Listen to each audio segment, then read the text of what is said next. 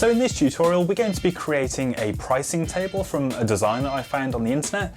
There's no real reason for this, just it was a fun exercise in terms of taking a design, especially one where you don't have all of the assets and you have to kind of create some of it yourself, and we'll be transforming this into a HTML and CSS representation of that particular design I found. So that's pretty much all there is to it. Let's crack on and have a look at this design and see how you go about coding it in HTML and CSS. Okay, so just before we get started, I'm going to show you a little bit about where this design came from. So I was literally just Googling pricing table design inspiration, and this kind of article on Medium came up.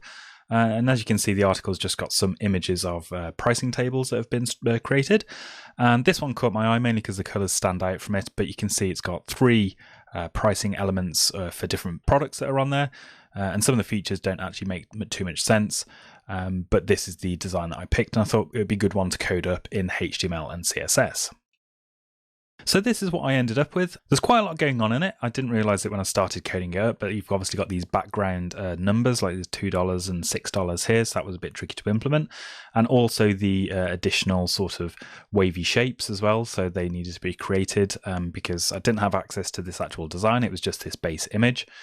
But yeah, anyway, we'll carry on and I'll show you exactly how I went and put this together. So if you have cloned the code from GitHub, you can actually see this finished version on the finished branch.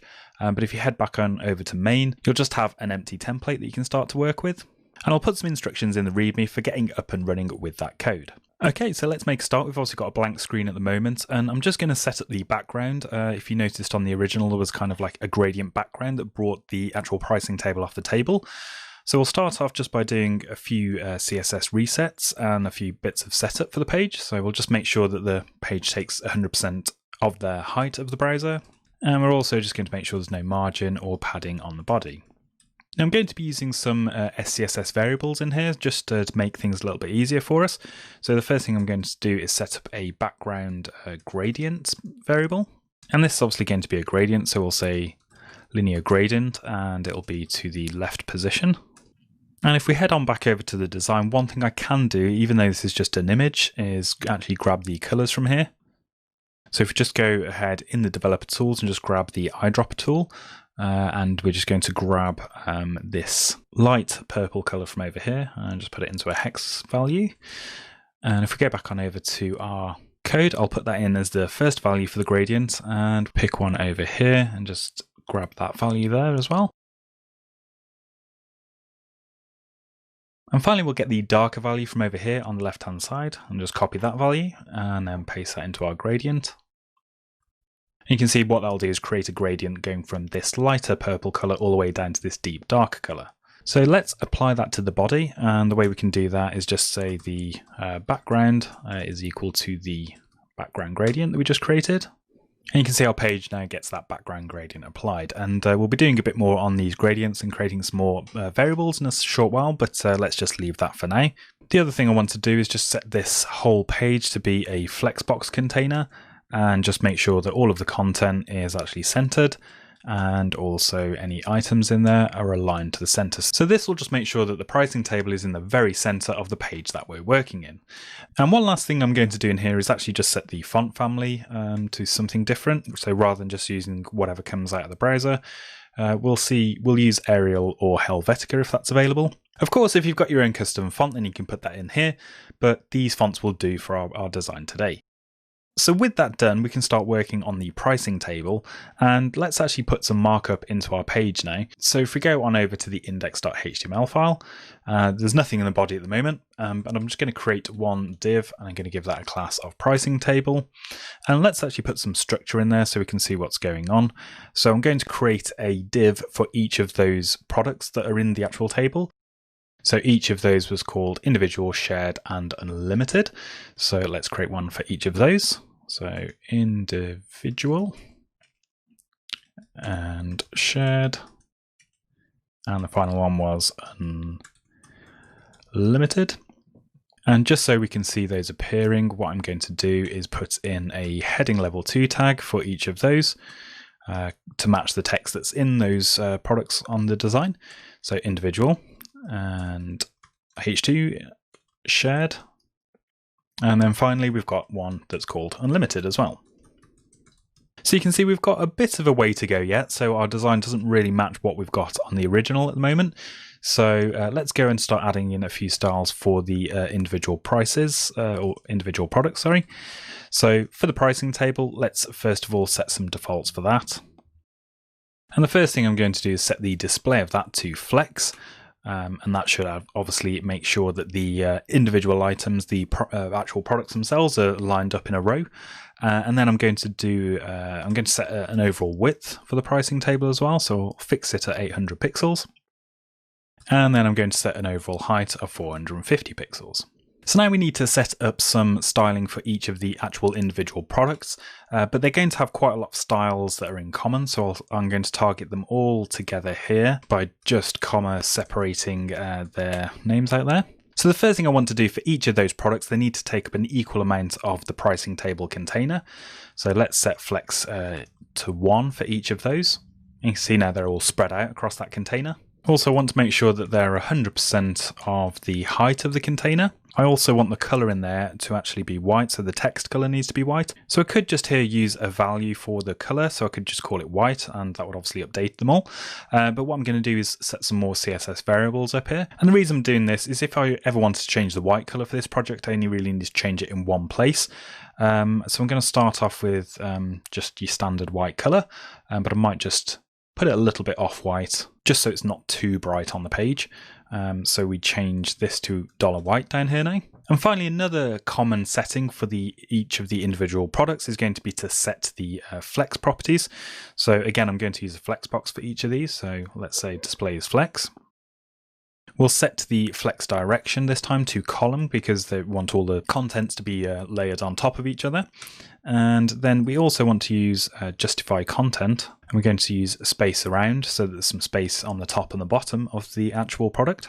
And I'm just going to set the positioning of that to relative. And the reason for that is we're going to have some absolutely positioned items inside of each of these products. So we set position relative here now, just so those items that we are going to position absolutely don't fly off the page somewhere. Okay, so before we go too much further, we're going to have some individual styles for each of the actual products themselves as well. So I'm going to set up some selectors for each of those down here. And they're very basic. We're just going to set up the gradients for them. So if we have a look at the original design again, you can see that they've got gradient colors for each of those products. So that's what we're going to do now. But we're going to create those as variables up here just in case we want to change later on. So we'll set one up for blue gradient, and we'll also have a pink gradient, and then finally the other one is quite orange, so we'll say orange gradient. And each of these is just going to be another linear gradient, so let's add that in there. First thing that you put into the parentheses for a linear gradient is actually the direction. So for the background one, I just had it from going from left to right. But you can actually put in angles as well. So if I put 135 degrees, what this should do is start in the top left-hand corner and work its way down to the bottom right-hand corner. So I just need some colors to put into there now. So for this blue gradient, I'm going to do the same thing that I did last time. I'm just going to grab some colors using the eyedropper tool available in Chrome. So let's pop that one into here. And then I'm going to try, if I can, to get something fairly in the middle. So let's grab something from here. Just got to be careful in the image not to grab something that's not actually part of the gradient. And let's pop that into here.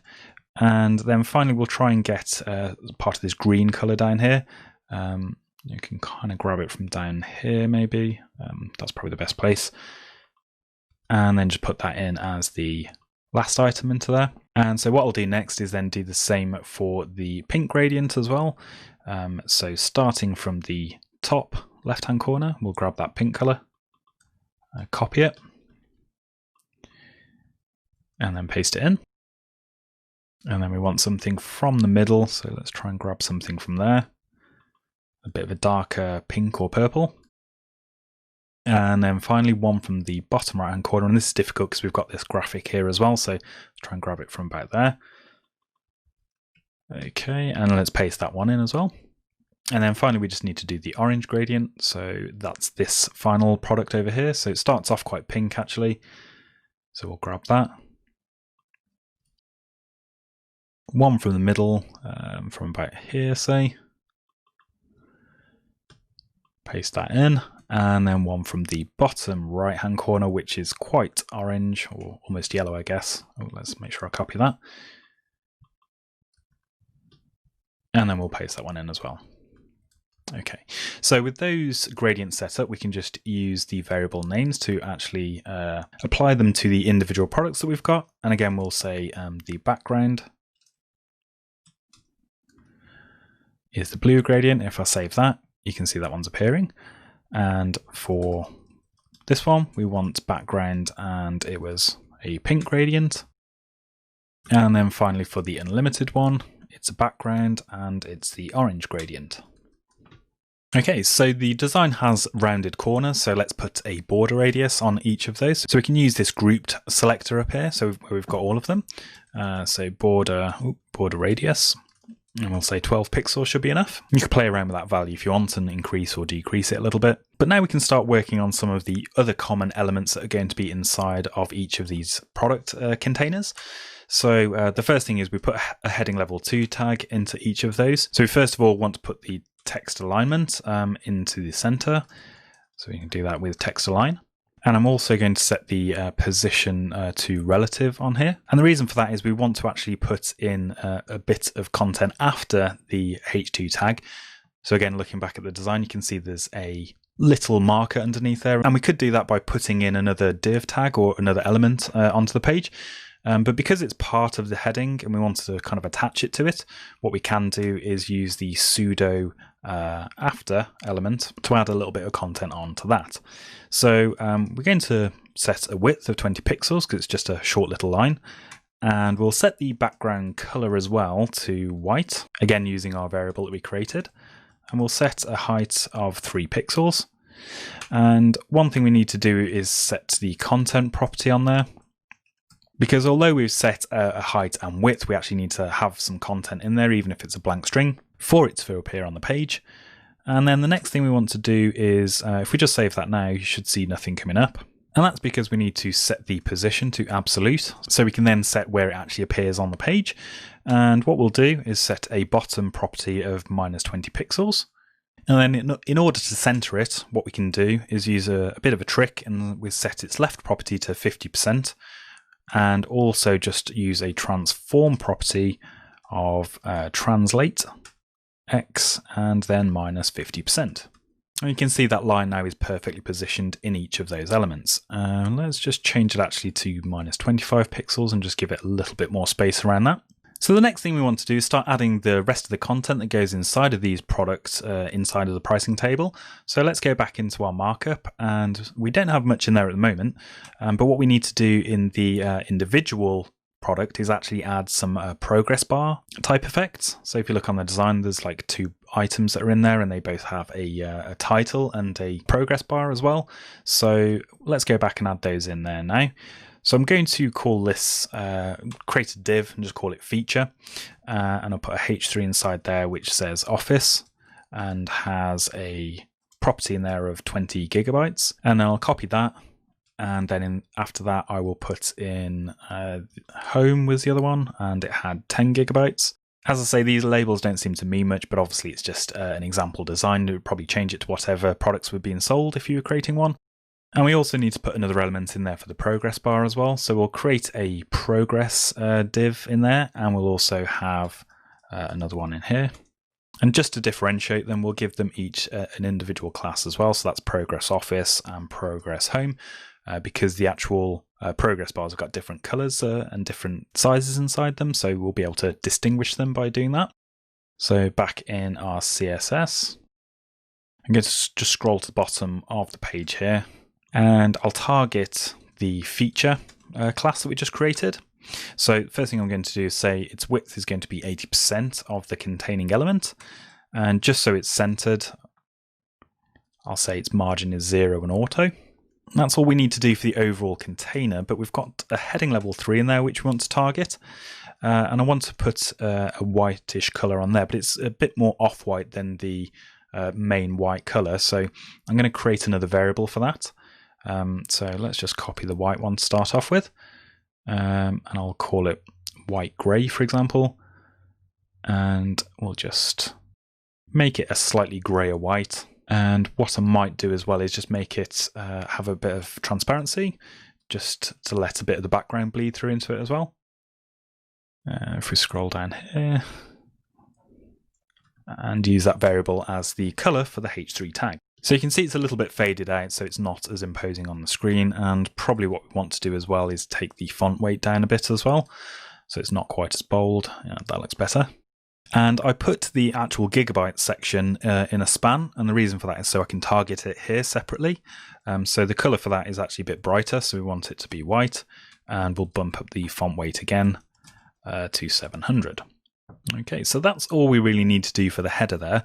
What we're going to do next is actually target the progress bar that we created. So target the class of progress there. So I'm going to set the background color of that to a sort of transparent black color.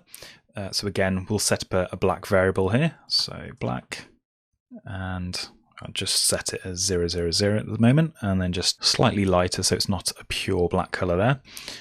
And then what we can do in the background color here is just say we're going to use an alpha color, and it's the black variable. And we probably want it reasonably transparent, so 0.3 should do. And we want that progress bar to actually take up 100% of the width, and we'll give it a height of 30 pixels. And just to give it the rounded edges, again, we'll use border radius, this time quite a reasonable one of 15 pixels, so that we get a pill sort of shape.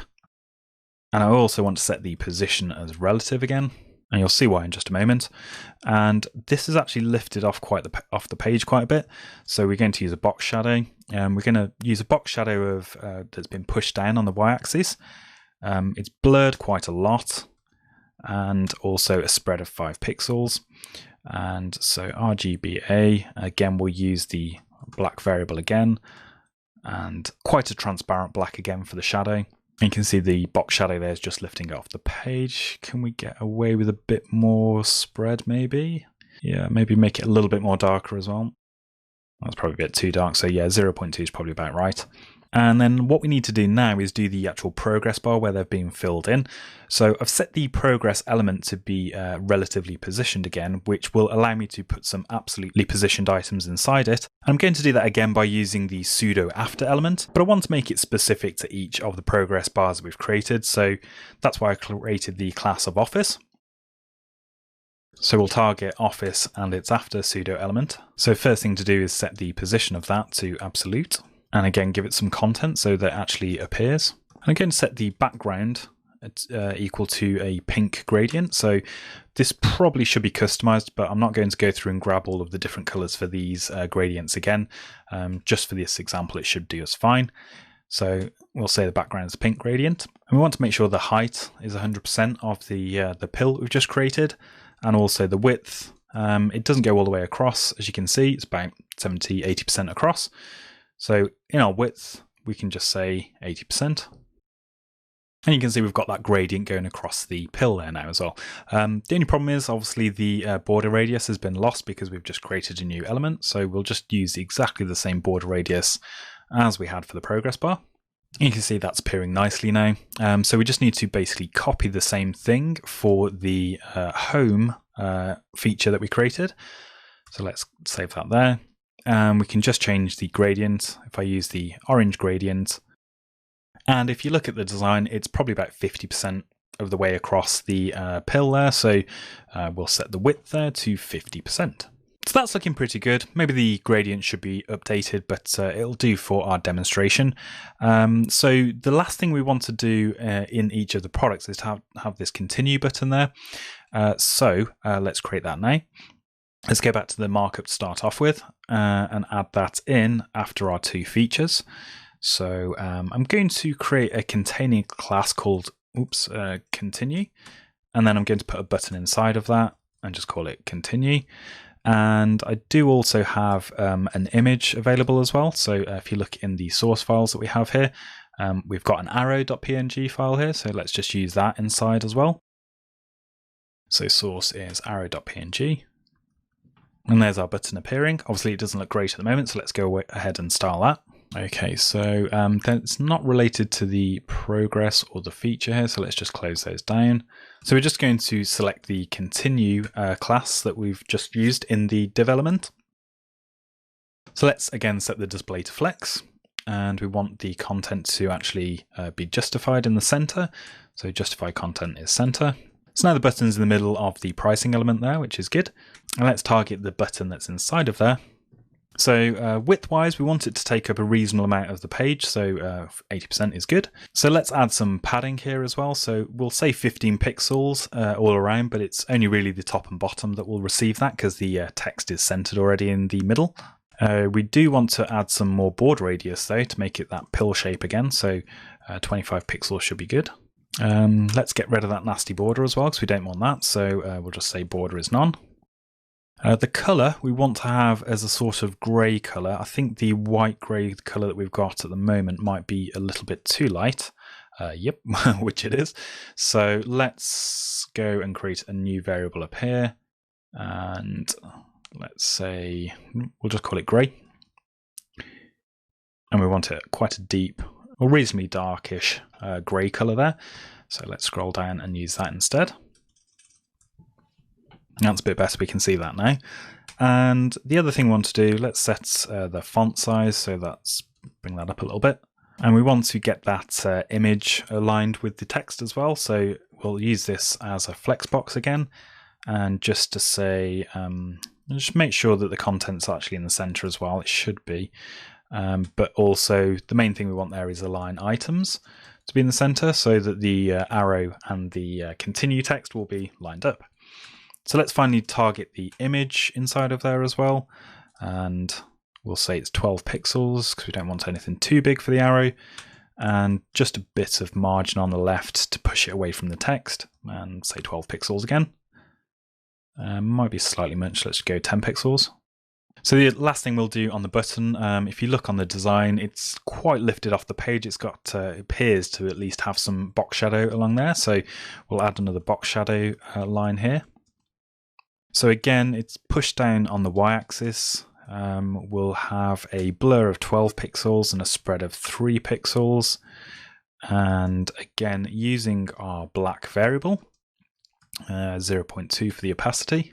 So that looks pretty good. It's just lifting it off the page a little bit, making it look a bit more like a button. And that's pretty much all of the content done for our individual product that we've got on our pricing table.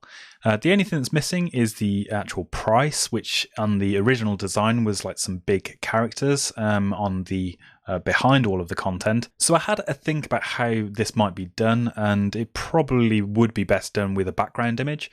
But let's actually do that with some markup in this example, just to show you one possible technique of doing it. It's probably not the best technique, but it is definitely a way that you could do it. So let's go into our markup, and in the individual section, that's the one we're working at the moment.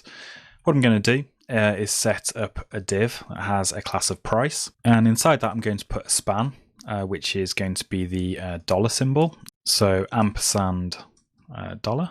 And then this individual package was $2, so we'll just put that in there, and you can see it appearing up in our first product in the pricing table. So let's use some CSS to actually make that look a little bit better. So let's have a look. We're going to put this inside of the pricing table elements that have been selected up here. So that's the individual, shared, and unlimited. So let's just close down the H2. Okay, so let's target the price inside of there. So the first thing we want to do really is to position this content absolutely. So because this has been positioned relatively for each of the individual pricing table elements, each product, this should work for us. So we'll say the position is absolute. And also we'll set a color. And the color we're going to set is actually going to be the white grey color that we've created. But I'm going to use a very, very faint version of it by putting a huge opacity value on it. So if I say 0.07, that text there should be going very, very faint. But before we do that, let's just make sure that we can actually see it when we do this. So we'll set a width of 100%, and we'll set a really massive font size as well, so 350 pixels.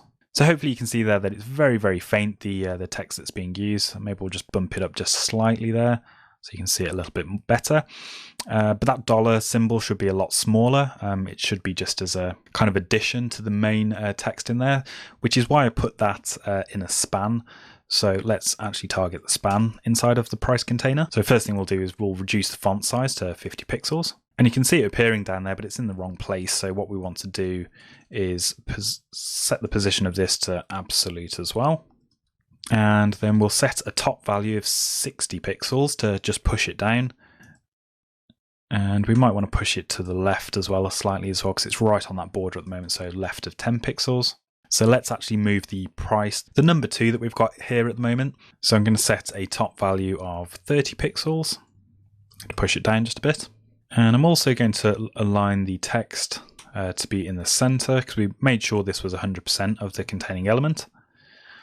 And then finally, just make it a bit bolder. I don't think this font goes as bold as it should do to achieve what we're after here, but if we set the font weight to 900, you can see that's pretty similar to what we had in the design originally. So you can see we've got this big 2 and the dollar symbol, and obviously all of the other elements are sitting on top of it as well. So that's pretty much the first product actually done. The second 2 are actually slightly different because they don't follow the same pattern. They don't have these progress bars and stuff. So let's add some markup in for those to start off with. So we'll scroll down to the first one, which is the shared one, which is the one in the middle. And we can put the price in because the CSS rule should be exactly the same for that. So we'll set a price and I'll say $1. And the price for that one was 6. It's coming up quite faint on there. I'm just going to go back to the styles real quick and just bump that to 0.12. That's a bit brighter now, we can see that. So that looks good. And the other thing that's inside of these elements as well is there's a large bit of text to explain what feature it is, and then obviously the continue button at the bottom. So the continue button is pretty simple. We can just literally copy and paste that from the original one. So that appears underneath the actual H2 tag. And what I'm going to do after the H2 tag is just put in another class. I'm just going to call it large feature, just something to differentiate it between these 2 ones that we've got here. And I'm going to put a P tag in there of family and a H3 tag of 100 gigabytes. Okay, so before we move on, let's go ahead and style this, the large feature that we've just created. So let's scroll down to underneath our feature. So not as much to do as there was for the original feature because we don't have the progress bars in there, but let's just start off by aligning the text to the center. The P tag will have a fair bit of margin on there by default, so let's just remove that. Just make sure it's all lined up. And then the only thing we need to do really is target the H3 tag. I'm going to add a bit of padding on top and bottom of that. I'm going to set the font size quite large to 40 pixels. See how that looks. That's pretty good. And the font weight is probably not quite right for that. And that's the shared product pretty much done. And for the final one, the unlimited one, we can pretty much just copy what we had in the shared one. So I'm going to copy the price container across. I think that one was $9 overall. And we'll copy the large feature as well and just pop that underneath the H2 tag. What did it say in there? It said infinite share 1 year. Okay, whatever that means. So infinite share and 1 year. Oh, and not forgetting the continue button as well. So let's pop that in after the large feature. Okay, so that's looking pretty good. You could probably leave it there as a pricing table, but the original design, it had this the middle one jumping off the page, so to speak. So let's do something about that. Luckily, it's quite easy to do. Let's go where we're targeting the shared class individually. All we need to do is add a transform, and that transform is going to be a scale. So we're just going to actually make it bigger. And if we scale it by 1.2, you can see it's making it look more important because it's coming off the page. It's because it's bigger. It is overlapping, so let's do something about that. We'll just set the Z index of it to 10 to make it the first thing on the page. 1.2 is probably a little bit too big. Let's go 1.1, 1.15. That's probably doing the trick. And because we've got these overlapping elements now, we just want to bring it off the page and make it a little bit of a different level than the other 2 elements. And we do that with a box shadow again. So we'll say box shadow, and this time I want it all the way around, so I'm not going to edit the axis. We'll say 20 pixels worth of blur and quite a lot of spread. We'll say 8 pixels. And RGBA, we're going to again use the black color, and 0.2 for the opacity. Oh, I misspelled black there. So you can see we've got a little bit of shadow going on the edges here. We could probably go a bit more with it. Let's set the opacity to 0.4. You can see it fading in a bit more, and we can even probably say the spread's a bit more than that as well. Let's take the spread to 10 and the blur to 24 pixels. Okay, might be a bit much, but there you go. You can see it's being pulled off the page quite nicely there, and in giving it a bit of a 3D effect, which is quite nice. The other thing about the shared product as well is that the continue button, I'm not sure if this is the best in design, but it's actually put right at the bottom, just overlapping the edge of the shared product. So let's do that. So inside of our shared selector, we'll target the continue selector, and I'm going to make sure its position is set as relative. And I'm going to change its top value, move it down a little bit. That's not enough. That's in 20 pixels. Let's go 45 pixels maybe. Yep, that looks bang on. So it's just overlapping the edge of that shared product. So that's a lot better than just having the three elements side by side. It's got a bit of depth to the actual design. But the final thing is adding these kind of images, these waves, to the shared and also the unlimited products. So this, I thought you probably could do it with an SVG.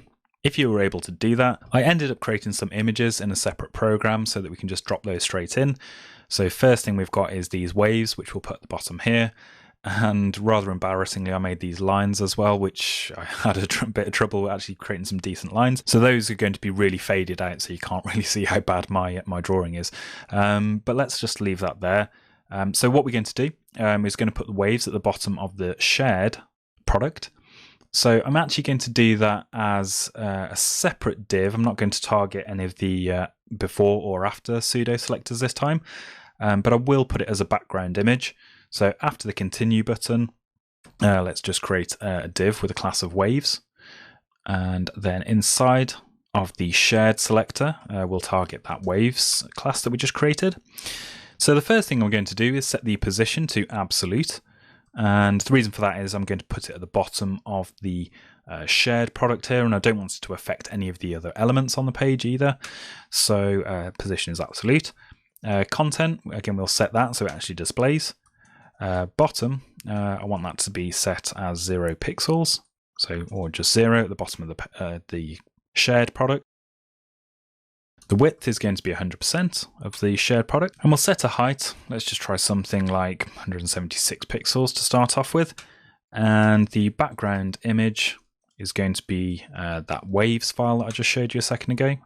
So its URL is waves.png. And we'll make sure that the background size, so that image is actually going to cover the entirety of the container. So that's pretty much it. It's appearing at the bottom of that shared product. Not the best design ever, but it kind of does the job in this instance. So there's a couple of things here. Basically, the ordering's not right here because the button for continue is sort of faded out a bit. And you can see that the image is sort of bleeding into the border radius here. So probably the simplest thing to sort the border radius out is to actually put on that element its own border radius as well.